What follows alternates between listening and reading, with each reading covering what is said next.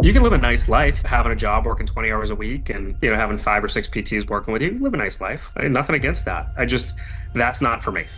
Why I started the business was because I wanted to create more impact than just I could make with my own two hands. You had a period where revenue was up, but stress was a lot higher for you. So take me back to the moment you realized that being a great clinician was not good enough. I mean, what broke that mindset for you?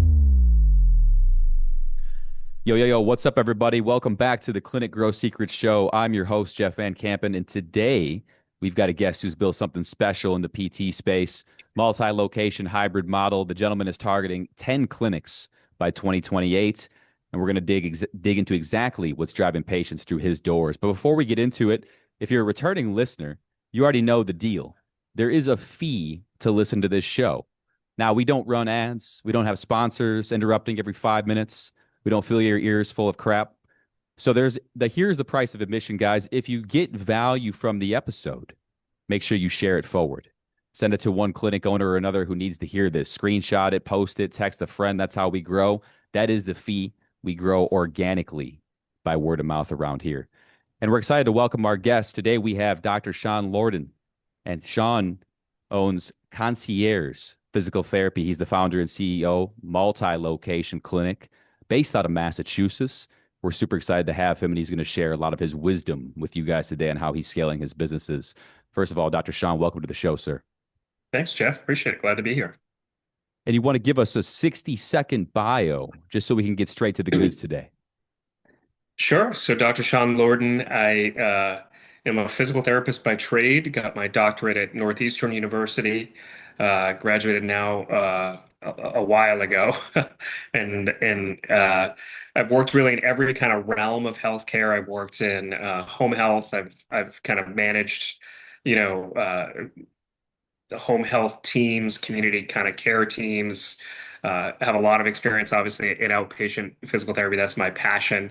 But I've also, wiped butts at nursing homes too. And my wife is a speech pathologist. She is the chief strategy officer for our company here, and we both have worked an incredible amount of hours to be able to build what we built here, and that's kind of where we started. So yeah, excited to be here with you, Jeff, and excited to talk about my journey of entrepreneurship really since like 2015 forward.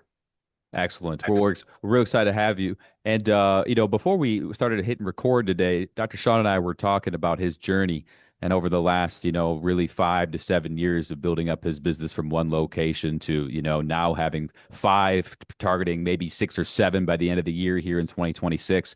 But one thing is to be clear, you had a period where revenue was up, but stress was a lot higher for you. And you had mentioned that you felt trapped by the company that you built. I want you to take us back right away to that moment because a lot of people think that it's all just these, roses and rainbows, but we want to talk about the bad stuff too. So take me back to the moment you realized that being a great clinician was not good enough. I mean, what broke that mindset for you? Yeah, burnout. I think you can make great money working for yourself and having a small team. There's this, I've heard this mentioned in entrepreneur circles of keep it small, keep it all. And I disagree with that mindset. I really just don't I just don't see the value in it. So why I started the business was because I wanted to create more impact than just I could make with my own two hands, right? So that to me was, obviously I wanted financial success. I wanted to be able to, have time freedom and to be able to build a future for my family that wasn't predicated on somebody telling me when I could take my vacation. And, because I'm just like, I'm not that type of person. I'm not going to ask for permission. I'm just going to take it. Right. So, nor was I willing to kind of live within a box of whatever my salary was going to be, 3% raises, whatever else. Like I always felt that I could provide more to the market than just, me just working for somebody else and doing it that way. But what I found, Jeff, that was interesting is that when you start your own practice, you're locked in as long as you're treating patients, you have a job. right? That's a higher paying job than what, your margins are going to be different, but you still have to pay the front desk person. You still have to hire a couple of PTs and train them even though you don't have time to do it. You have to hire aides. You have to make sure that you have to pay a biller and also manage them to make sure that they're not losing you money, right? Mhm. You have to, and you just, there are so many ways. I look back and I just like say a prayer to God that like we didn't go out of business because there were so many stupid mistakes that we made that honestly could have put us out of business. Even our billing process when you're working with insurance companies, we just recently had a huge audit that we were missing hundreds of thousands of dollars. And this is recent, this year. And I can't even imagine, I don't even want to think about, Jeff, how much money we lost early on in the practice with the billing team that we had at that point. But again, you have no other options, right? You don't have the time to manage these folks, and nor do you have the competency to really understand the KPIs that matter in marketing and sales, in at the front desk, authorizations, collections percentage, billing. It's just there's such a wide swath of things that you need, honestly, Renaissance knowledge on that you just don't get in PT school. Uh, and I don't know where this question started, but I think where I found myself sinking was it like year two, three. We were going from Sutton to Shrewsbury, and I'll never forget this. My top performing physical therapist in Sutton gave her notice over like a $3,000 difference in what she wanted to make versus whatever. Tried to negotiate with her to come back. She'd already made her mind set she was leaving, going somewhere else. I had a clinic opening in a month. In another, like the second clinic, she was supposed to lead this one, and somebody else was going to get that opportunity or whatever. I forget exactly the details. But I had like five or six full-time PTs. I I needed somebody to open up that new clinic, and I needed somebody who was going to run this team, so that I could pull back a little bit. And every time I tried to pull back for like the first 4 years, there was something that pulled me back in. Because you just straight up, if you don't have the right number of PTs, you can't cover the bills, right? But as an owner, you just can't treat 40 hours a week and do and build the business and the relationships that it requires to drive new business, um, and honestly drive your own personal growth. There's impossible. It's just only so many hours in the week, right? So that's really where I was like, oh crap, like this is sort of this is a pivotal point in the business, and I need to make sure that we get through this. And honestly, we've we've been through a lot of ups and downs, as I'm sure a lot of clinic owners have, but the market for PTs has also been very tight for the past, really since COVID, but honestly since 2019 or so. Mhm. You don't just put up a job on Indeed. We just got off a call on Indeed. We spend $10,000 to $20,000 a month recruiting through Indeed, but our best new hires are our students. So we've got sort of different avenues of retaining talent, but I'll tell you why that's so important. We had people in roles, leadership roles, that were not the right people, back in 2018, 19, 20, right? And I didn't know that. Hindsight is 2020. You're going with the people because you like them, right? You Right. know, like and That's trust them, that's right. but not because they're necessarily competent in their role.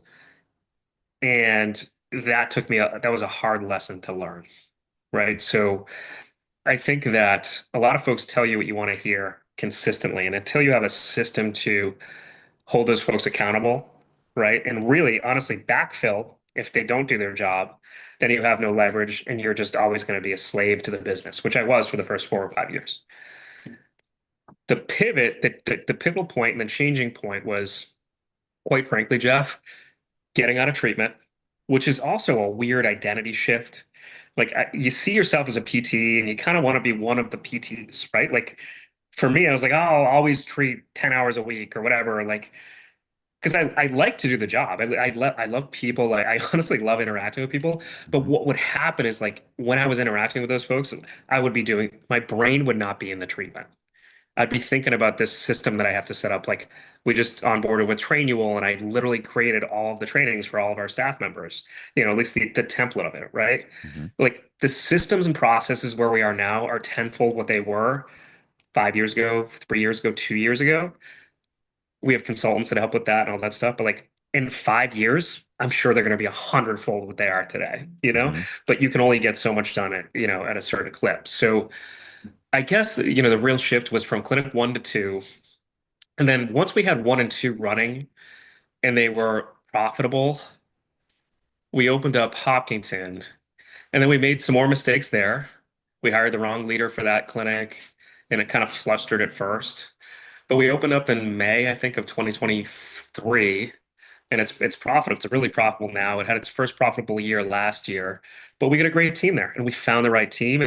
And quite frankly, Jeff, it really is just it's just about the numbers. The more we have, I think 30 PTs now, something like that. The more people that you have on your team, it's so much easier to delineate who are the A players, the B players, and Sure. we don't really have C players, but um, it's so much easier to find those criteria. Like who are the folks that believe in your core values, right? Like who demonstrates that. And so like core values don't matter when you have five PTs. Hmm. They matter when you have 50, right? Because those are really your I call them hiring criteria, but everybody passes that first. Everybody tells you what you want to hear in the first 90 days, right? Like, and that's like when people show you who they are, believe them, right? So are they a team player? Do they bring a positive attitude to work? Do they care? Do they put the customer first? So customer service, and do they bring excellence with them to work every day? Do they care about the details? And some of those overlap, but like those are our four tenets of like the perfect PT or the perfect, like honestly, teammate or CPT, I shouldn't say staff, but like really teammate, right? Hmm. And that's sort of like that shift probably happened. We let go probably four or five people last year that just like weren't weren't in line with our core values. And those are hard, right? Because they like one of them was a really high performer, just not in line with the core values. And it's a really tough nut to swallow. And but it's better for both sides. And I'm sure that person is performing high at another location. And we're in really good shape now because we don't have other people. People understand that you know, we have boundaries now, and it's like, hey, listen, I can't cross this line. The expectation is excellence. And if I'm not showing up with excellence 90% of the time, I'm going to get called on it. And if I'm called on it consistently, I'm going to get let go, and I think that's where, and we're not afraid to let people go. I think fear ran the business for a while because when you can't find PTs, guess who's doing it, Jeff? That's right.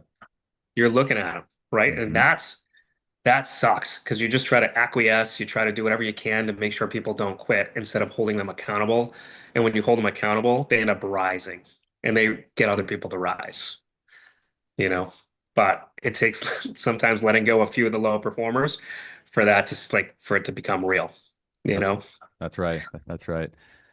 Well said, brother. Elon and his work with all his companies, he calls that drag, like it's like someone that is maybe in the business even doing a good job in their role, but at the end of the day, they're not in alignment with the core values long term.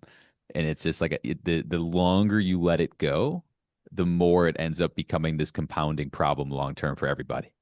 Well, what they do is they drag down the team, right? So Hmm. if they say that one bad performer or one ass, like let's just call it what it is, one asshole can reduce the productivity of a team by 40%. Hmm. And it's like, or maybe even more, right? Because you think about it, like think about that effect. When somebody walks in the room, right? And we've all been on teams before, and it's like negative Nancy or the guy that's always like at the crappy attitude, like walks in, it's like, oh, like the glass half full person, like the negative Hmm. Nance. They come in and it's like, it just drains the energy from the room, It's terrible. right? It's like everybody, I really am a believer in like kind of the groupthink philosophy where like, you when you surround yourself, you're to me, I feel like you're definitely a product of the five people you spend the most time with, but you take energy from your team. And if the team's energy isn't consistently positive and good, or at least like on bad days, somebody can step up and fill the void instead of saying like, ugh, or like the weather's shitty, or like whatever, Right. it's like, yeah, there might be, but like maybe I'm gonna take my kids sledding later or whatever. Like, it's just like how do we spin it such that we can create some sort of positivity and we've got really good teams. We're blessed to have good teams now and the right people. But again, that's through a process of attrition. Yeah, the war of attrition, as we call that. I think the team energy you mentioned it is we say one bad apple kind of rots the whole orchard. You said one asshole kind of takes down the whole team. We've had that in our business too, where people come in with certain attitudes, and whether you like it or not, you absorb that, you know. And so I think, 100%. and as leaders, you have to become conscious of that. And one of the things you said that's super elegant that a lot of people that maybe are listening to, they haven't had the track record of, having, 30 PTs, probably hiring 60 to 100 as you guys have, right? And you mentioned the contrast comparison, being able to like have enough people on the team that you can start to truly delineate like the A and B and C talent and then act accordingly. Yeah, it's just it's so and it's when you work on teams alongside people, you see them differently than you do from a director or an area manager or a CEO type level, right? I'm constantly looking for the PTs. The PTs that I know are going to be special are the ones that are, every time I walk into their clinic, they come up to me and they say, hey Sean, how are you? Nice to see you today. I just, you know, they make it a point to like smile and shake my hand or like acknowledge that I'm there. Hmm. That's number one, right? Like befriend the CEO of your company. Like if you don't know, if the CEO doesn't know you, you're not going to be put on any special track. That's for sure. Right. The second thing is like, are they coming up with like new ideas? Right. And like I understand, listen, you're a new grad PT, your new idea should be getting better at your job, right? Right. Like becoming Right. more clinically competent. Your Yep. face should be in JOSPT. You should be taking Con Ed courses, all this other stuff, right? Attending our advanced orthopedic seminars that we do quarterly for all of our new staff. These are things that like make you a better clinician, and there's just no downside to attending these sort of things. But like, I've got there's this guy that I have in mind. He's a new hire, and he's just incredibly sharp. He asks great questions, and he's not afraid to kind of challenge the status quo, right? Which I love. And then it's just like we rolled out a membership recently, and essentially what we're trying to do is bundle our cash services into a simple low fee monthly payment so that people have access to these things without paying an absorbent amount of money every time they need a shockwave or a dry needling or whatever service. Hmm. So we put a questionnaire out to the entire company and said, is anybody interested in championing this effort, the training effort with the staff Hmm. and the accountability? And we had three people return interest. And like immediately, like those three people are at the top of my list for, okay, what can they do? And if they're successful at this, what other project am I going to give them? Right? What's next? What else Hmm. can they accomplish? Right? And I think anybody who like if you're listening to this and you're a PT or you're an aspiring owner, like learn from the people that you're currently working for and just raise your hand or bring them new novel ideas. Like run a book club or like that's what be the education chair or be like the clinical, say you want to be the go-to clinical person on your team and take a bunch of clinical courses. Volunteer to be in charge of the aides, the techs, or just do something, that's beyond treating patients. And I'm not saying the first 6 months, right? Because it's just tough to kind of get the bearings and stuff. But like after 6 months, you pretty much know the job. Sure. So ask the business owner, hey, how can I help you become more successful? What is your vision? Where do you want to go here? And how can I be a part of that? And I think that kind of challenges a lot of owners don't think about the 5, 10, 20-year plan. A lot are fine just having one location, maybe two if they're bursting at the seams. But you can live a nice life, having a job working 20 hours a week and, having 5 or 6 PTs working with you. Live a nice life. Nothing against that. That's not for me. What I want to build is an empire. I want to build 100 PT clinics in the next 10 years. And I want to create wealth for PTs that's just like I want to create opportunities that aren't just staff PT, 85 grand a year, 80 grand, 70, whatever it is. Hmm. You know what I mean? Like that to me is like those jobs exist and that's great. And there's plenty of PTs who want to work and, do the job of outpatient PT. But I also want to create opportunity that doesn't necessarily tie to all of the risks that I had to take, to start concierge and the stress. Holy crap, stress. When you have to jump in consistently and work until 8 o'clock at night, when you have a newborn or two newborns, that is not easy. And then somebody calls out, somebody quits, somebody's going to cover the front desk, and you're the general manager of that operation, and you have no help. It's tough. Yeah, man. Talk about a balancing act.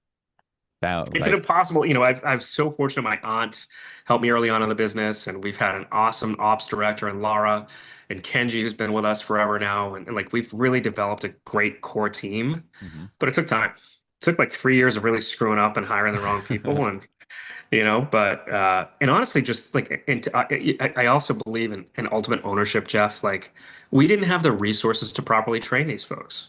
It was sort of like it's trial by fire. Like, hey, front desk, like hope you worked a front desk at a PT clinic. Great, you have a job. Yeah, let's Like roll. hope it's something like this, but like can you smile when you pick up the phone and can you use web PT or prompt or whatever? Like you get a job. So that was sort of our interview process, and I don't do interviews anymore, Jeff, because I just hire everybody because I like them. I'm the same way, dude. Oh my The gosh. worst. I'm the That worst interviewer. that's so I can't do it. not objective at all. Be like, yeah, you're hired, dude. You're super cool. I love talking with you. You're in. There was this clip from Horrible Bosses too. I don't know how it came up. Do you know what I'm talking about? I haven't seen that a It's ton like to the be transparent. panel. There was like a panel interview with like Okay. Jason Sudeikis and he's like, it's just like all these women, and they like don't even ask him questions. They're like, "Oh, you never worked before? Great, like you're hired," you know? Yeah, And it's that just like it's interesting. I'm not saying we did that, but like you just have no like nobody teaches you how to do this stuff. Like I didn't sit in on any interviews when I worked with, for my first company, and so you just, you learn trial by error, and that's the hardest way to learn, unfortunately. it is. Yeah, most time consuming for sure. Yeah, especially on like the hiring process too, because it's just like again back to that contrast. If you don't have that and you don't have experience, and ultimately too, I think one of the things I was going to ask you about that, and because you mentioned like you'll know within 90 days. I've always been a believer that they talk about like the a human being, the first years 1 through 7 are extremely pivotal to like creating their personality, how they see the world, and just everything that they're going to become. I'm a believer that the first 14 to 21 days in a business is very much like that for a new hire, in that you have to be able to just smack bad habits right away and see if they're willing to course correct, and if not, you might have to look at like a 90-day trial to make sure that that's not a long-term relationship, right? So I was going to ask, do you do or advise people that are growing clinics to do any sort of trial term with their team, 90 days to begin before they go W-2 or something like that? Yeah, I mean, we always do. It's in Massachusetts, it's a 90-day trial period no matter what. Okay. So we let everybody know that. That being said, when we hire, we really try to get it right. Sure. So, a lot of folks will shadow for a day. We do multiple interviews. Like we've really kind of dialed in on the interview process at every role, maybe not in um some of the more rare roles, like, some roles that we're adding. We're looking to add like a couple different people this year that are roles that we've never hired for. So those are obviously more difficult, but like front desk administrator, physical therapist, PT aide, these are jobs that we really kind of have down pat. So if somebody filters through, which happens, that happened twice last year with PTs, two people got through that were just not the right candidates. Like they somehow got through, and we just learned from those efforts, and you try to just tighten up the questions that you ask, and really kind of what I've found is that people tell you what you want to hear in the interviews. So Hmm. we try to make sure that people at least shadow for an hour, especially the PTs. They know the speed of the clinics. Some clinics are faster than others. Like Southborough is brand new. It's going to be slow. Sutton's our first clinic, so they have 50 evals a week. So it's busy, you know? Right. Um, so it's just, shadow, make sure the fit is there, and then like again, just really try to get the hire right first. And then the first 90 days are really important. Last year we were really dialed into that first 90 days, the experience. We onboarded with Trainual. We made sure that, you know, because we had, I think, 12 PTs start in September, like the same month. And so Training was built out. They all did all that. Like, so there's no excuse not knowing where we're going, what our vision is, what our expectations are, what, the cadences of the mentorship check-ins, all of those things, and what you're getting as a staff, as an employee at Concierge PT. Like, you should know what to expect when you come work for Jeff Van Campen. Do you know what I mean? It's like you should know what to expect for the first 90 days, if not the first year.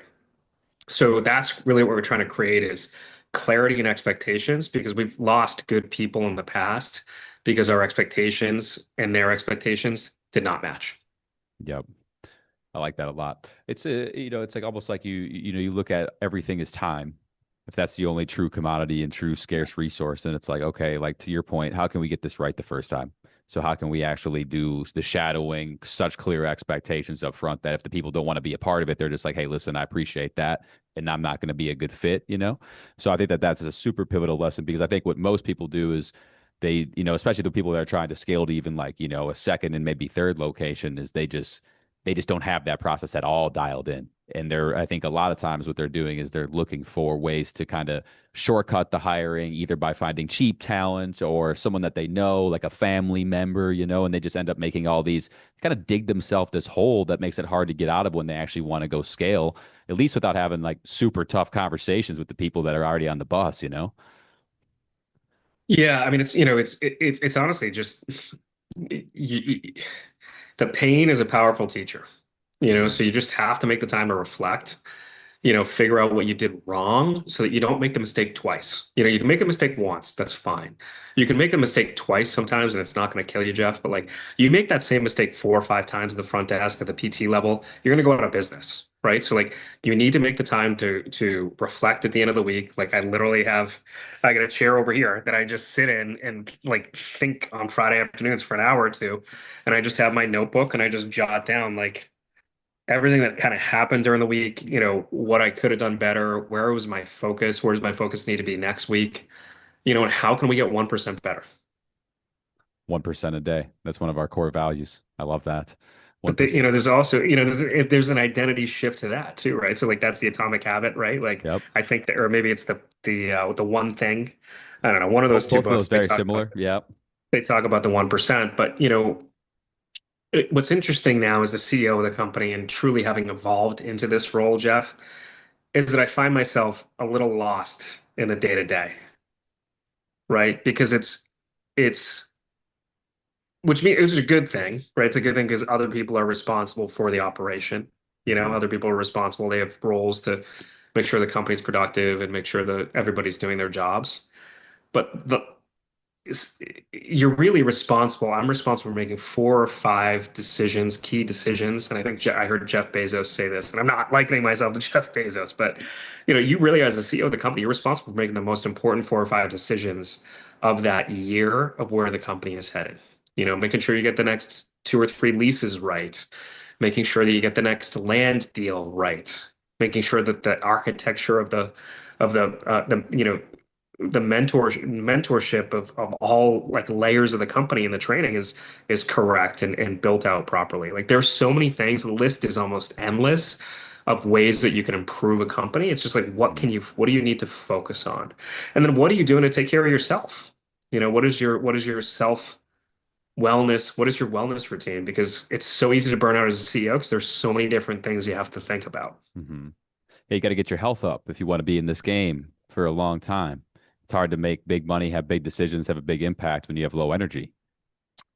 It is. And it's, you take it for granted when you're young, and you and I are pretty close in age, but like it can flip a switch fast if you let go of if you take your foot off the accelerator and stop going to the gym and stop taking care of yourself. So I Mm, make that a priority. excellent. And I want to shift gears here because you have a big mission that you have that we've talked about before the show before we hit record here that saying it publicly will hold us accountable to the activities and the results. So you're targeting 10 locations by 2028. And then you mentioned in the podcast today the 100 locations, the empire in the next decade. Yeah. So for you though, being that CEO and looking at the future, what's the binding constraint right now to be able to get to that 10 locations? Is it talent? Is it systems? Is it capital? Is it just time? What is that binding constraint that, if resolved, would maybe allow you to get to 100 locations even in 5 years? Yeah. It's a good question. And typically it's a question that I'd flip around back to you, and say, hey, what do you think is the binding constraint? For us, it's just the leadership bench. The bigger you get, the easier it is to scale, right? Because A, you have more capital if you're running a profitable margin, right? So you can just reinvest that capital back in the business. You can take bigger risks.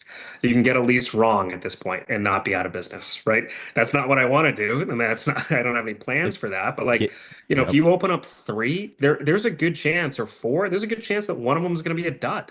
in a year. So it's tough to be perfect. To bat 1,000 is just it's just really hard, right? So then, you have to go down the lane of like, well, am I opening up an LLC for or S corp for every single one of those locations? Do I have to wait for credentialing to speed up, because that throws all these different credentialing, it's just a whole fiasco. So, you know, I think that there are a lot of considerations, but really it's the leadership bench, Jeff, and we're only as good, and I tr mark my words, we've tried to hire clinic directors from outside, and quite frankly, we haven't had any other choice Hmm. than to hire as we've grown organically here.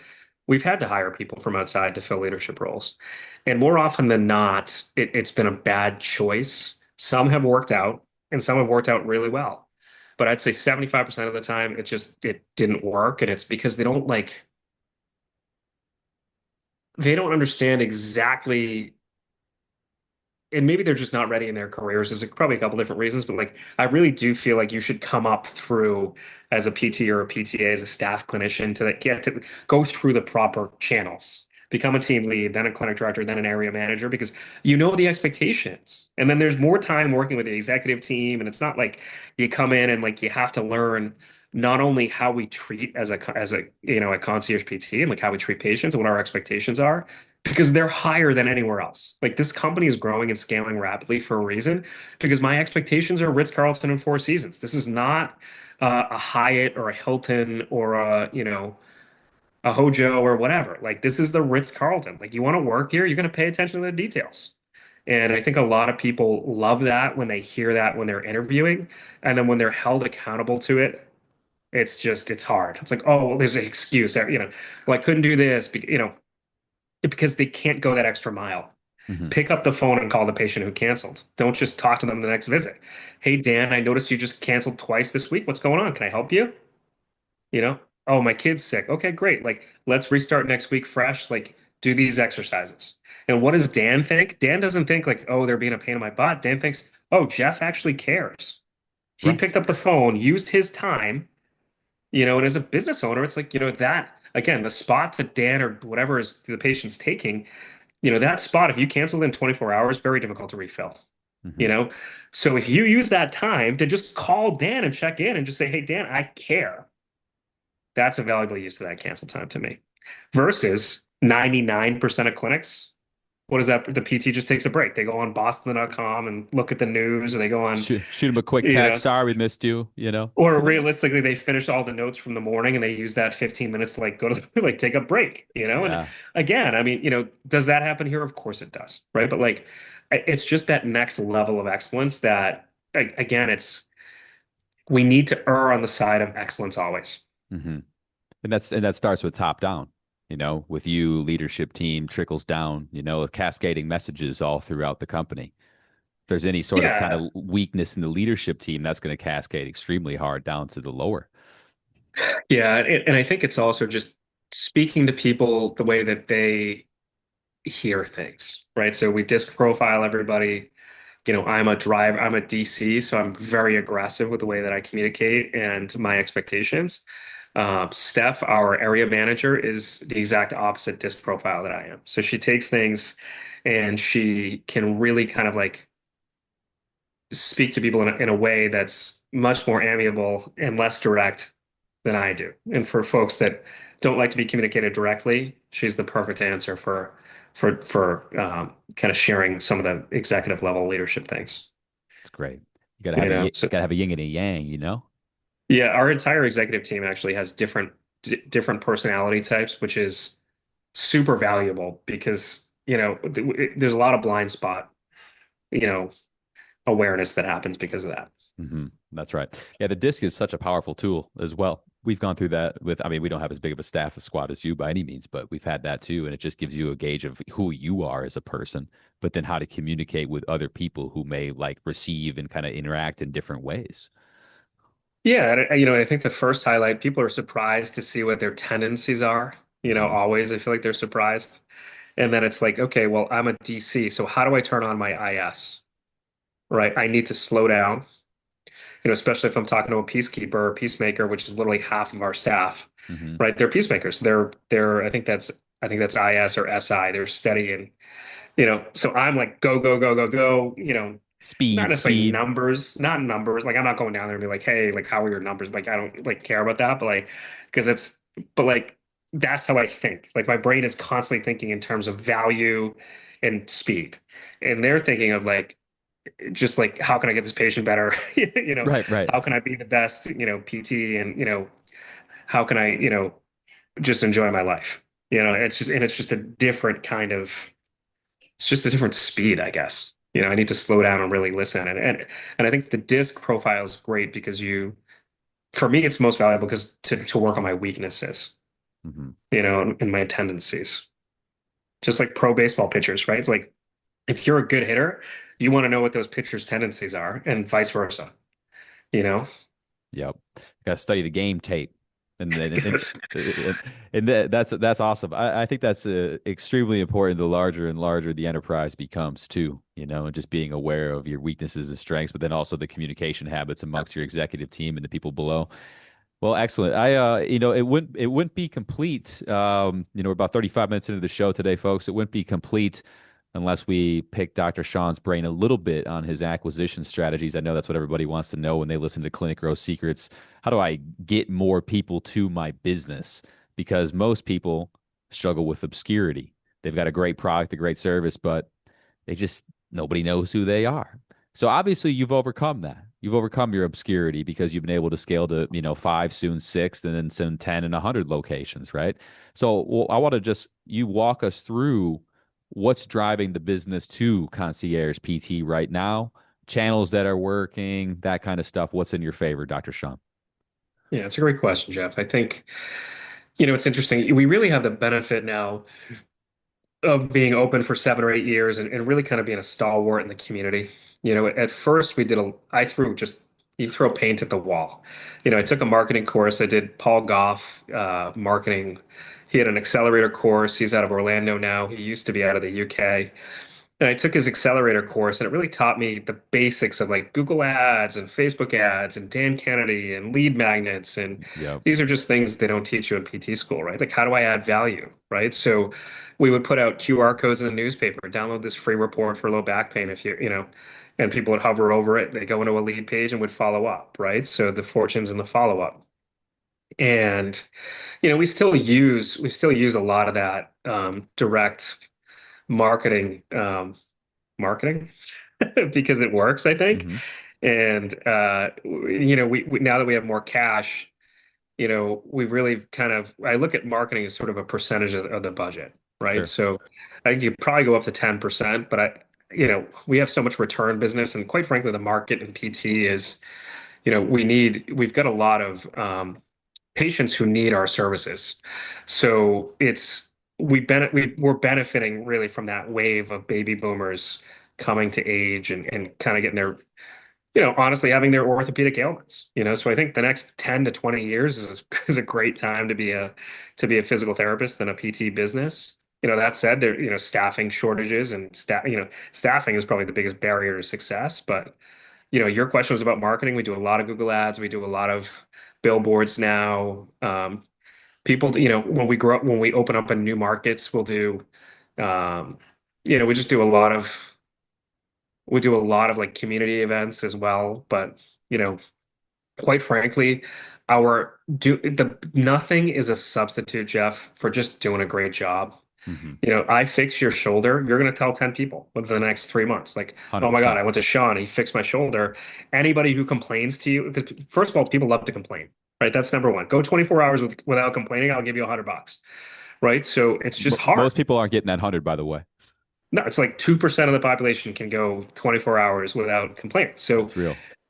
I think that, and this is just a personal perspective, I really believe that if you do a great job, it's just easy for your business to grow because everybody wants to talk about the person that fixed their problem, right? And Mhm. and honestly, if you have a good referral, think about that. You have somebody like a great tailor, or you have somebody who's like an awesome, hair cuts your hair really well. Like you want to tell everybody about that person.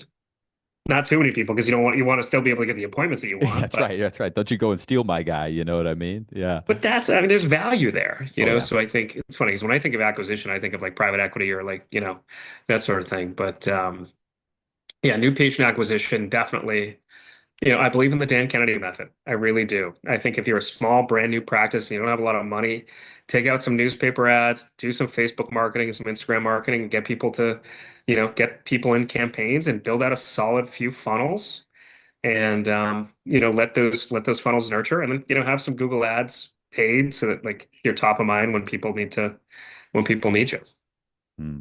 Excellent. Yeah, I think it was Hermosi that said the only way to actually grow a business exponentially is through word of mouth.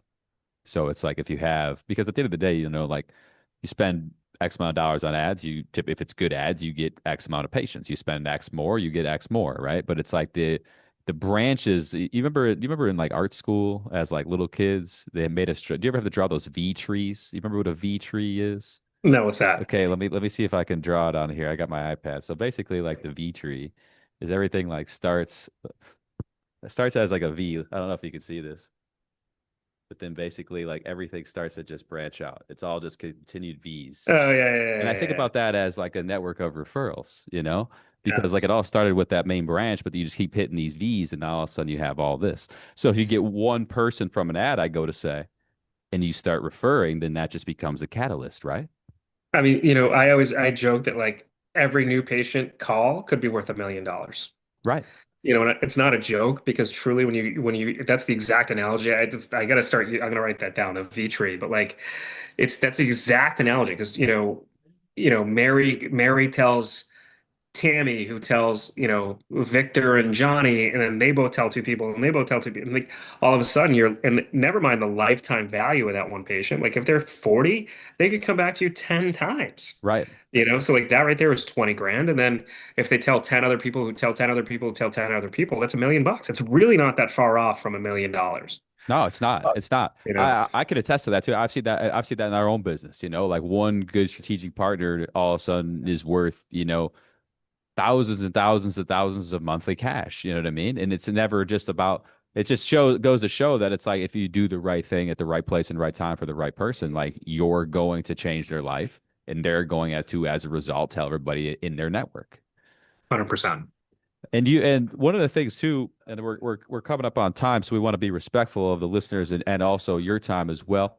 One of the things that I'm sure people want to know, if we can just touch on it, what are you doing to, you go from 5 locations to 6 to 7 to 8. How are you deciding, number one, where to build, where to buy locations, what markets to tap into? How are you making those decisions? And we don't need to get into granular, deep numbers, P&L type stuff. What does the land cost? But how are you from like a high level thinking like, okay, that would be a good place for us to continue to build brand. This maybe not so much. What goes through your thought there?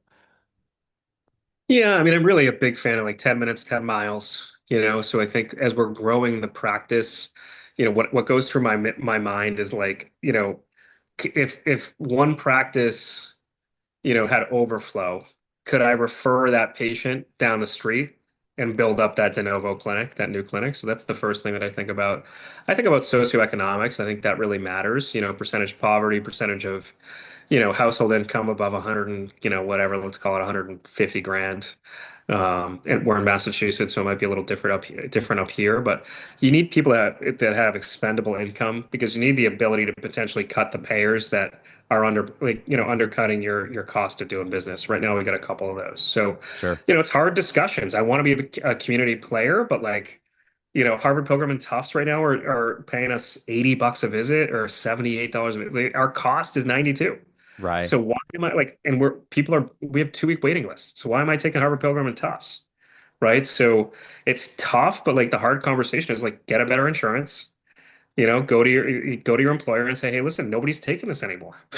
Because these companies, like, unless they get pressure from their constituents, the people paying the bills, they're never going to change. So, um, I look at the town profile. What's the town insurance?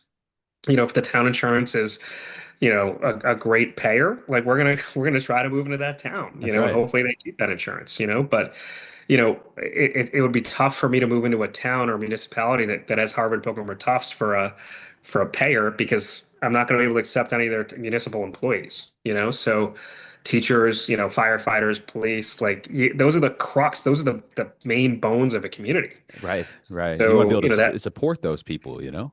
Yeah, but to your exact question, it's funny that you mentioned that because I'm literally putting together really like a checklist Like a that if buy I weren't box. here, yeah, a buy box of like if I weren't here, because again, when you're an owner, you just try to replace yourself in everything you're constantly doing, right? So if I had a, I'm going to share this with my commercial real estate guys, but like, if it doesn't check these boxes, don't even show it to me because I'm not interested, you Right. know? Hmm. But sometimes things just pass that feel. Like it would be totally different. We were in Florida or like Connecticut or Rhode Island. I would have no idea where to go. Like I would truly need like actual criteria if I were working for this company to figure out where to open. Um, where the cheat code is here is I know the area because I grew up here. Hmm. So I know what the good towns are. I know which towns people don't leave, which towns people will go across to and around, like I just know all the kind of details. So that's why we've been successful in this area. It'll be interesting to see over the next 5, 6 years how we fare, opening up de novo clinics.